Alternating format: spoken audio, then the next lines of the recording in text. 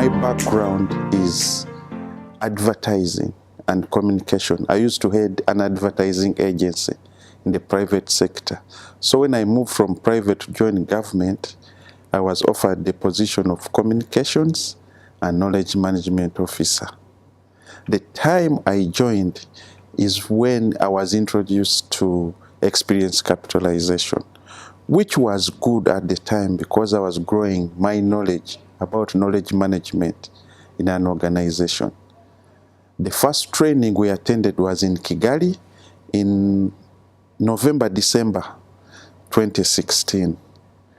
They selected 20 of us from the working in oilseeds component and oil palm component, and then at the project management unit where I sit. We went 20 of us, including farmer leaders, hub coordinators, and officers.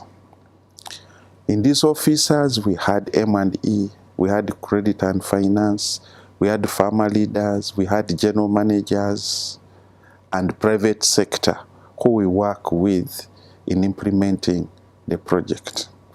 It was very interesting. I used to know how to write articles, but how to document experiences were a challenge. A systematic approach that guides you to capture a lot of information, and when you start writing the experiences, you have a lot of fallback position to get information. And the first time I went, my mind was ask questions to learn, and it's what I did. And indeed, I thank whoever took me there. I learned, and I produced my first article, which was picked by CTA and produced in one of the books. When I joined the organization, it was lacking. There was no institutional memory. There was nothing documented, yet there are lots of things that had happened 10 years ago. The project started in 2008. So 10 years ago, there was a lot of things that had happened, but we had nothing documented. So what I did is, after the training, I sat down with the M&E officer to just understand what is the issue. Why don't we have any experiences documented here to show the world what we have done?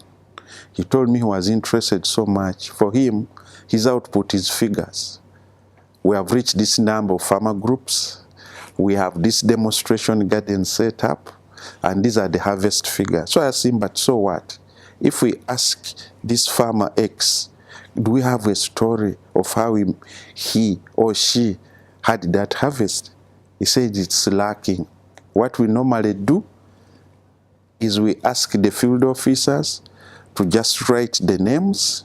Like, for example, Anthony, I planted 20 kilos, I got 30 kilos. That's where they stopped. So when it came, I told him, I'm here now. I need to prove to you that what I've learned can help us document these experiences. What we did is, when we are doing the annual work plan and budget, we are all asked to submit what we think we are going to do that will help the organization. So I created a budget line for experience capitalization. I told them, I wrote the terms of reference, why I need it, and why I want it to be included in the annual work plan and budget. And indeed, when I presented, the management saw to it that it was viable, it was included in the work plan and budget, and it was shared with IFAD for no objection, and government of Uganda to approve it. And that's how it came to be included and institutionalized into the budget. So what we are doing now, this year we have started, and I was given a target. Now the M&E gave me a target that from the oil palm component, I need 700 experiences because we reach 1,810 farmers. From the oilseed component in the 52 districts, we need 100 from each hub, which is 400. So 400 plus 700 is 1,100. experiences. It's a big challenge to me as I'm one in the department. What I've done is, in the two components, we have hub coordinators.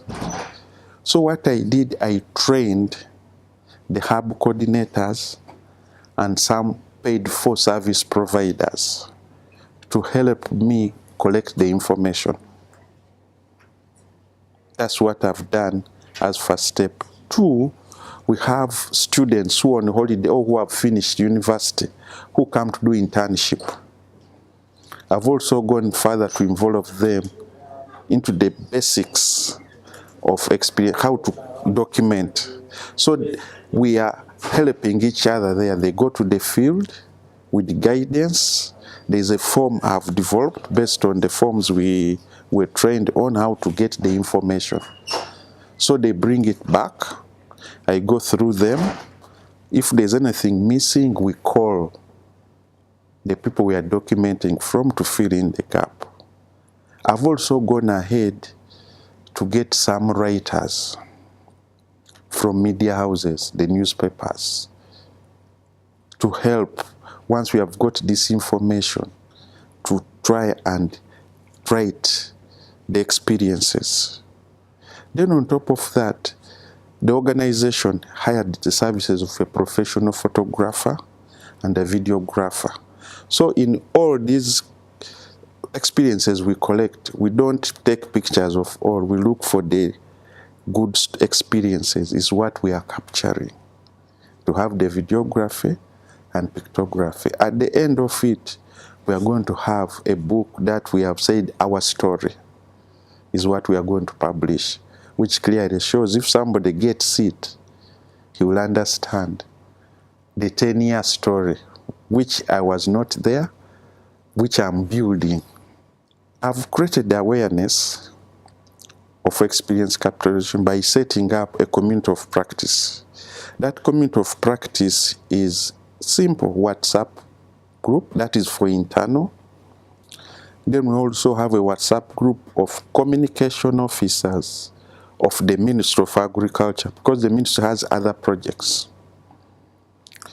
3, we have a website where we share what is happening. 4, we have our Twitter account, which is managed by the Senior Communication Officer of the ministry. So we share with him, then we circulate.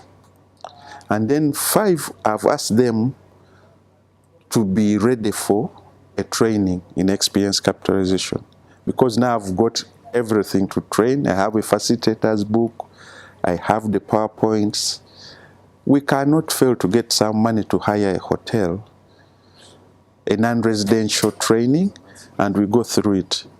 Because I also had a chat with the permanent secretary of the ministry on why we need to document, because we don't have anything in the ministry to show what we are doing. There are over 30-something projects, but it's only our vegetable oil development project that way, if you Google, will come up. The others, you will not see anything.